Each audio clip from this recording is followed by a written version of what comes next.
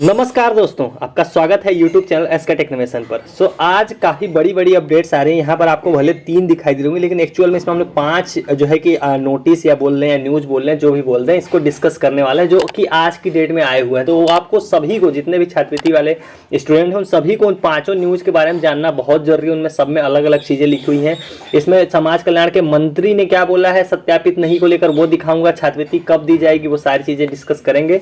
काफ़ी बड़ी बड़ी अपडेट्स हैं। वीडियो मेरे साथ आखिरी तक बने रहेगा और सारी हम लोग लाइन से डिस्कस करेंगे। तो वीडियो तो बड़ी ही होगी, आपको मालूम है। 5 अगर हम लोग कवर करेंगे तो वीडियो बड़ी ही होगी। तो वीडियो को लाइक कर दीजिए फटाफट, और जिन्होंने चैनल को अभी तक सब्सक्राइब नहीं किया है, नीचे सब्सक्राइब का बटन आ रहा होगा, सब्सक्राइब कर लीजिए, क्योंकि यहाँ पर आपको यूपी स्कॉलरशिप की सबसे सही, सटीक और जो है कि ऑथेंटिक अपडेट देखने को मिलेंगी। अब चलते हैं हम लोग वीडियो की तरफ। तो सबसे पहले अमर उजाला की तरफ से देखिए, ये नोटिस कह रहा हूँ, ये न्यूज आ रही है कि एससी के छूटे छात्रों को अगले वित्त वर्ष में हो सकेगी शुल्क भरपाई। तो ये सबसे पहले अमर उजाला की तरफ से आ रही है। तो इसमें देखिए लिखा गया कि जो अनुसूचित जाति यानी एससी कैटेगरी के जो छात्र हैं, उनको जिनका छूट गया है, जिनका फॉर्म रिजेक्ट कर दिया गया है, उनको अगले वित्त वर्ष में हो सकेगी शुल्क भरपाई। मतलब अगले वित्त वर्ष का मतलब 31 मार्च के बाद। अगले वित्त वर्ष का ये मतलब बिल्कुल नहीं है कि इस साल नहीं मिलेगी। इसका मतलब हुआ कि 31 मार्च के बाद जो है कि अप्रैल में दी जाएगी। ये चीज़ यहाँ पर लिखी हुई है। इसको हम लोग पूरा पढ़ लेते हैं। लिखा क्या बेसिकली, देखिए यहाँ क्या लिखा, पीएफएमएस से करीब 1 लाख छात्रों का डेटा रिजेक्ट होने से आई दिक्कत। 1 लाख जो है आपको मालूम है पीएफएमएस से जो रिजेक्टेड है बैंक, और उसके वजह से ये न्यूज है।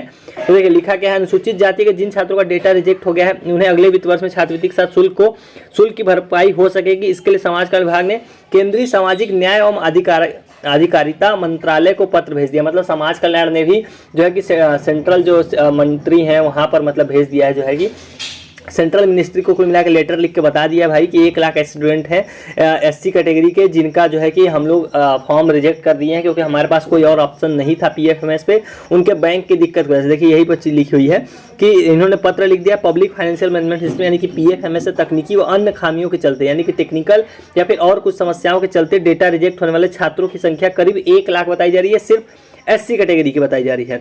समाज कल्याण विभाग अनुसूचित जाति के 2.5 लाख रुपए सालाना तक आय वाले परिवारों के विद्यार्थियों के लिए छात्रवृत्ति के साथ शुल्क भरपाई की सुविधा देता है। वही सुविधा देता है कि 2.5 लाख से जिनकी इनकम कम होगी उनको। तो विभागीय सूत्रों के मुताबिक चालू वित्त वर्ष में पीएफएमएस ने आधार लिंक बैंक खातों में दिक्कत दिखाते हुए इनका डेटा रिजेक्ट कर दिया है। मतलब करीब 1 लाख एससी कैटेगरी के छात्रों का डेटा रिजेक्ट किया गया है, क्योंकि उनके खाते में जो वो सारी समस्याएं कि जो है कि बैंक मर्ज वाली समस्या हो गई, या फिर IFSC code either not present वाली समस्या हो गई, या फिर और रीजन के जो रिजेक्ट किए गए उनकी बात कर रहे हैं। इनकी एकदम सही संख्या 31 मार्च को बताई जाएगी। वही 31 मार्च से जब छात्रवृत्ति सबकी भेज दी जाएगी, तब एग्जैक्ट एक आ जाएगा कि जो है कि कब कितने छात्र हैं ऐसे। इनमें कक्षा 9 व 10 इससे ऊपर की विभिन्न कक्षाओं के विद्यार्थी शामिल हैं। खास बात यह है कि पीएफएमएस के माध्यम से आधार लिंक खाते को रिस्पांस न मिलने पर जिला समाज कल्याण अधिकारियों को भी उस डेटा को स्वीकार करने का ऑप्शन नहीं मिलता है। मतलब देखो, ये मैंने आपको कल भी बताया था कि डीडब्ल्यू अधिकारियों के पास आपका जो जिनका रिजेक्टेड बाय बैंक है, मतलब बैंक से कुछ भी दिक्कत है, उनके पास कोई और ऑप्शन है ही नहीं। उनके पास जब उनका पोर्टल लेवल लॉगिन करा तो वहां पर सिर्फ और सिर्फ एक ही ऑप्शन है, वो रिजेक्ट करने का था। इसीलिए लोग रिजेक्ट कर रहे हैं। तो आपने ये चीज यहाँ पर भी लिख लिया हुआ है, तो उनके पास स्वीकार करने का ऑप्शन नहीं मिलता है। इसलिए समाज कल्याण विभाग ने केंद्रीय मंत्रालय को पूरी स्थिति से अवगत कराते हुए इन विद्यार्थियों को राहत देने के लिए पत्र लिखा है। मतलब उन्होंने क्या किया है, डीडब्ल्यू ने जो है कि सेंट्रल मिनिस्ट्री को लेटर लिख के भाई राहत देने के लिए मतलब एक लेटर लिख दिया है। माना जा रहा है कि इन विद्यार्थियों के डेटा पर नए सिरे से विचार करने के लिए 15 अप्रैल से छात्रवृत्ति की वेबसाइट को खोला जाएगा। मतलब कि ये बोल रहे हैं कि जिनका रिजेक्टेड बाय बैंक की वजह से एससी कैटेगरी का सिर्फ यहाँ बात हो रही है। 1 लाख जो छात्र हैं जो यहाँ पर लिखा हुआ है, लेकिन यहाँ भले एससी कैटेगरी बात हो रही है, लेकिन ये सभी के लिए एप्लीकेबल होगा। तो उनके डेटा पे जो निर्णय लिया जाएगा वो अगले महीने यानी कि अप्रैल में 15 तारीख पे पोर्टल दोबारा खोला जाएगा डीडब्ल्यू अधिकारियों के लिए, ताकि वो लोग दोबारा इसको वेरीफाई कर सकें। तो ये चीज़ यहाँ पर लिखी हुई है। ये तो एक पार्ट का न्यूज हो गया।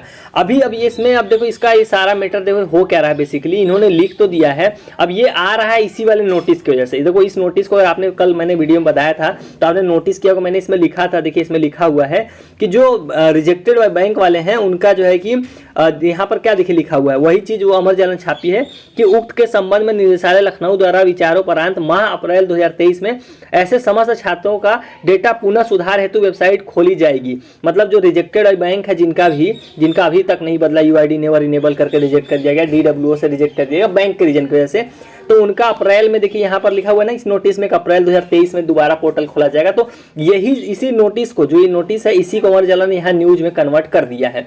अब देखो यहाँ पर इन्होंने भले लिख दिया कि अप्रैल में ऐसे लोगों का जो है कि पोर्टल खोला जाएगा, दोबारा वेरीफाई होगा, लेकिन आपको मालूम होगा कि ये वाले ऑलरेडी वेरीफाई होना शुरू हो गया। जिनका देखिए, इनका ही देख लीजिए आप लोग, दीपक का देख लीजिए, इनका पहले 10 मार्च को रिजेक्ट कर दिया गया था। रीजन था कि bank name and IFSC code are not related to each other, इस रीजन की वजह से इसको रिजेक्ट किया गया था। लेकिन इन्हीं का देख लीजिए आप लोग ये वाला स्टेटस, दोबारा इसको 11 मार्च का स्टेटस है, आप लोग यहाँ डेट देख लीजिए, कल की डेट का स्टेटस है। तो इसको हटा के इसको वेरीफाइड करके यहाँ पेंडिंग डाल दिया गया। इसका मतलब अप्रैल नहीं, वो अभी ही वेरीफाई करना शुरू कर चुके हैं। अब वो न्यूज़ की क्या है, क्यों वो लोग ऐसा लिख रहे हैं, अगर ऐसा है तो सिर्फ हो सकता है SC कैटेगरी का अप्रैल में होगा, क्योंकि आप लोगों को मालूम है कि ऑलरेडी ये वाले स्टेटस बदल रहे हैं। अब स्टेटस आप में से काफ़ी लोगों के अभी भी पेंडिंग पड़े हैं, तो उन लोगों को मैंने बोला था कि आज स्टेटस देखना। आज हो सकता है अगर कल स्टेटस पे आपके काम किया गया होगा तो आज की डेट में स्टेटस आपका बदला होगा। अब आपको स्टेटस देखना कैसे, वो हम लोग देख लेते हैं। उसके बाद अभी 4 बड़े इंपॉर्टेंट न्यूज बाकी हैं, तो वीडियो मेरे साथ बने जरूर रहिएगा। अब हम लोग चलते हैं कैसे आपको स्टेटस देखना है। तो देखिए, आपको छात्रवृत्ति स्टेटस देखना हो तो आपको सिंपल अपने मोबाइल फोन में गूगल सर्च करना, सरकारी जॉब फाइंड। आपके सामने देखिए ये वाली पहली नंबर जो वेबसाइट आएगी, बस आपको इसको ओपन कर लेना है। अब इस वेबसाइट का इंटरफेस बहुत ही आसान है। आपको देखो यहाँ रेड कलर में ऑप्शन पहले नंबर पर दिखाई देगा, चेक यूपी स्कॉलरशिप स्टेटस। अब देखो इस पेज पे आपको सारी लिंक एक ही जगह पे मिल जाएगी। यूपी स्कॉलरशिप की जितनी इंपॉर्टेंट लिंक है यहाँ पर सब मिल जाएंगी। इंपॉर्टेंट लिंक कौन सी होती है कि तो स्टेटस चेक करने की हो गई, दूसरी हो गई NPCI चेक करने की, और तीसरी हो गया PFMS पे अपना जो है कि चेक करने की छात्रवृत्ति। वो सारी इसी पेज पर देखिए आपको देखने को मिल जाएगी। आप देख सकते हैं स्टेटस की ये रही, NPCI की यहाँ पर रही, और ये देखिए PFMS की। तो यहाँ से सारे लोग अपना जो है कि स्टेटस और सारी चीजें चेक कर सकते हैं। और जिन्होंने स्टेटस आज सुबह चेक नहीं किया है, एक बार जरूर चेक कर लेना स्टेटस, क्योंकि आज संडे है तो आज स्टेटस कल नहीं बदलेंगे, लेकिन कल काम किया गया हो तो आज हो सकता है स्टेटस बदल जाए, डेट भले पुरानी पड़ी हो। तो फटाफट स्टेटस देख लीजिए, हम लोग चलते हैं बाकी न्यूज की तरफ। तो देखो स्टेटस और वो सारी चीजें देखने के बाद अब बात आती है सत्यापित नहीं वालों के लिए। उनके लिए देखिए बहुत बड़ी अपडेट आ रही है, वो मैंने इसीलिए बोला था वीडियो मेरे साथ बने रहिए। देखिए आप इनको नरेंद्र कश्यप को जानते होंगे, ये राज्य पिछड़ा जो है वर्ग के मंत्री हैं, जो है कि पिछड़ा कल्याण के मंत्री हैं कुल मिला के, जो OBC कैटेगरी के सबके अलग मंत्री होते हैं, ये उनके मंत्री। देखिए इन्होंने क्या बोला है, एक अपडेट कब की, वो डेट आप लोग देख लीजिए, क्योंकि बिलीव कराना मेरा, देखिए 11 मार्च की अपडेट है, कल रात में 11 बजे की अपडेट है। देखिए लिखा क्या है, शिक्षण संस्थानों की फीस प्रतिपूर्ति नहीं रुकेगी। मतलब इनका बोलना है कि भाई जितने भी कॉलेज हैं, शिक्षण संस्थान है, उन सभी के छात्रों का जो फीस प्रतिपूर्ति, मतलब देखो छात्रवृत्ति भी दिया जाता है और आपने जितनी फीस सबमिट की वही वापस करना होता है। तो इन्होंने बोला वो रुकेगी नहीं। और उसमें जो सत्यापित नहीं वाला मैटर है उस पर भी इनसे सवाल किया गया, उस पर भी देखिए इनका क्या जवाब, वही हम लोग देख लेते हैं। देखिए यहाँ क्या लिखा है, राज्य पिछड़ा वर्ग व दिव्यांगजन सशक्तिकरण विभाग के मंत्री भाजपा OBC मोर्चा के प्रदेश अध्यक्ष नरेंद्र कश्यप ने आश्वस्त किया किसी भी शिक्षण संस्थान की फीस प्रतिपूर्ति नहीं रुकेगी।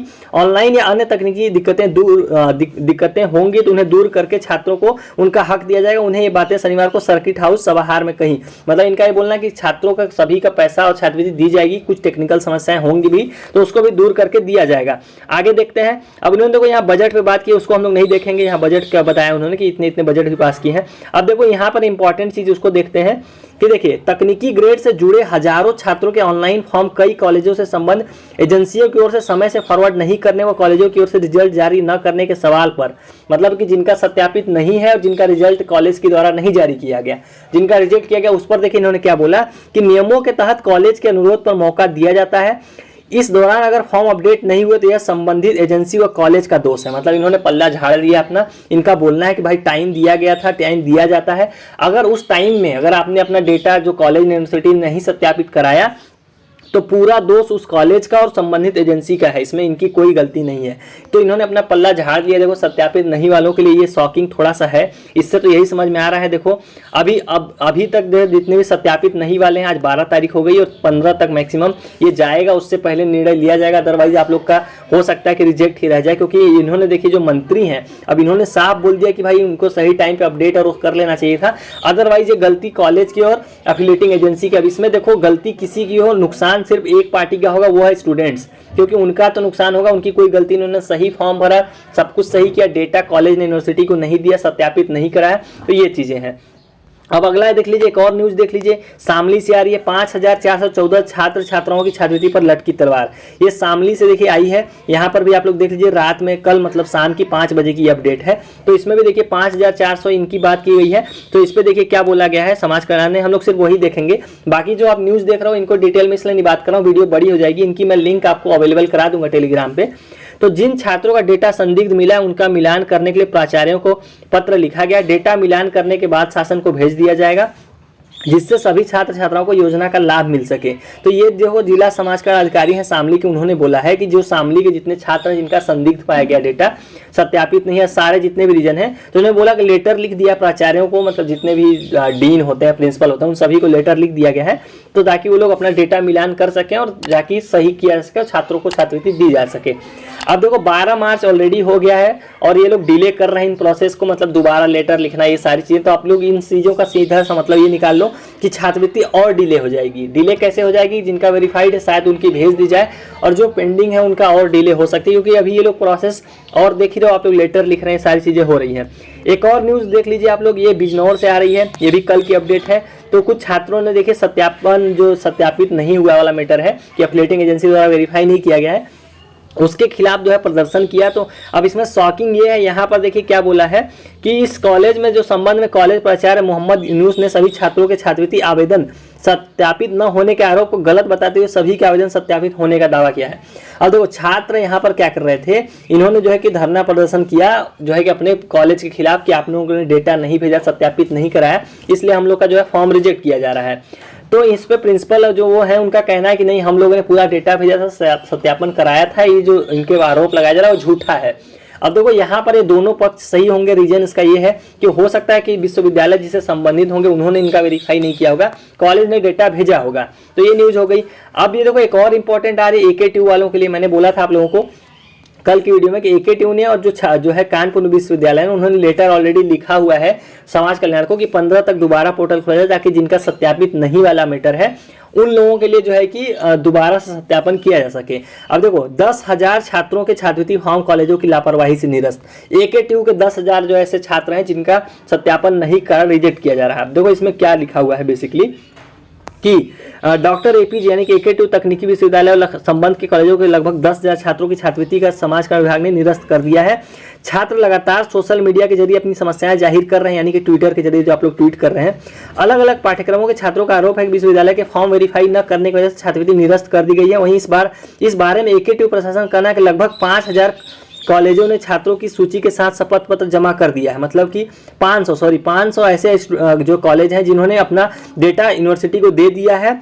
जिन कॉलेजों ने जमा नहीं किया वहां के छात्रों के फॉर्म निरस्त कर दिए गए होंगे। मतलब इनका AKTU का बोलना है कि जिन जिन कॉलेजों ने उनको डेटा दिया था उन सभी का इन्होंने सत्यापित किया, जिनका नहीं दिया था उन्हीं का निरस्त किया गया है। AKTU का इस बारे में ये बोलना है, आप लोग यहाँ पढ़ सकते हो। मतलब AKTU का बोलना है भाई हमारी गलती नहीं है, जिन जिन कॉलेजों ने दिया था उनका हमने सत्यापन कराया है, जिन्होंने नहीं दिया है उनका जो है कि नहीं हुआ है। उस पर भी देखिए उन्होंने देखिए यहाँ लिखा क्या है कि फॉर्म भरने की तारीख बढ़ाने के लिए पत्र लिखा, वहीं मतलब सत्यापन करने के लिए जो मैंने बताया आपको कि AKTU प्रशासन के अनुसार छात्रवृत्ति के फॉर्मों का वेरिफिकेशन करने की जिम्मेदारी इस बार विश्वविद्यालय ने को दे दी गई, जबकि इससे पहले समाज कल्याण विभाग करता था। मतलब जो सत्यापन काम था पहले DW करता था, इस बार विश्वविद्यालय को दे दिया गया। साथ ही विभाग के पोर्टल पर ऐसी कोई सुविधा नहीं थी जिससे फॉर्म में गलतियों और इसके स्टेटस का पता लग सके। इसके अलावा फॉर्म में भी छात्र खुद भर रहे थे, जबकि बीते सत्र तक छात्रवृत्ति फॉर्म कॉलेजों के द्वारा भरे जाते थे, इसलिए ऐसी समस्याएं पैदा हुई है। मतलब इन्होंने गलतियां गिना दी क्यों हुआ है। अब लेटर तो इन्होंने देखो लिखा है, देखो इन्होंने क्या बोला है, जो कुलपति उन्होंने बोला कि मेरे पास कुछ छात्रों की शिकायतें आई थी जिसे रजिस्ट्रार को भेज दिया गया है, रजिस्ट्रार इसका निस्तारण करेंगे, उम्मीद है कि जल्द समस्या दूर होगी। मतलब इन्होंने देखो समस्या दूर करने के लिए लेटर तो लिख दिया है, 12 तारीख हो गई है, अब देखते हैं क्या होता है। सोशल मीडिया का देखिए आप लोग इम्पैक्ट देखिए, यहाँ पर न्यूज छप गई ना, जो ट्विटर कैंपेन होते हैं बहुत ज़्यादा इंपॉर्टेंट होते हैं। तो हर समस्या आजकल वहाँ पे अगर आप बढ़िया से अगर आप लोग सारे लोग एकजुट होकर ट्वीट करोगे, वो सारी चीजें करोगे तो मुद्दा हाईलाइट होता है। उसका एक एग्जांपल आप लोग यहाँ देख सकते हैं। तो जो सत्यापित नहीं वाले हैं उसमें कई 2-3 चीजें आपको आई हैं, नेगेटिव भी आया, पॉजिटिव भी आया। नेगेटिव भी आया है कि जो मंत्री उन्होंने तो यही बोल दिया कि पल्ला झाड़ दिया है कि टाइम दिया गया था, टाइम दिया जाता है, अगर उसके टाइम पे अगर आपने नहीं सत्यापन कराया तो कॉलेज की और एफिलिएटिंग एजेंसी का मतलब उसमें गलती है।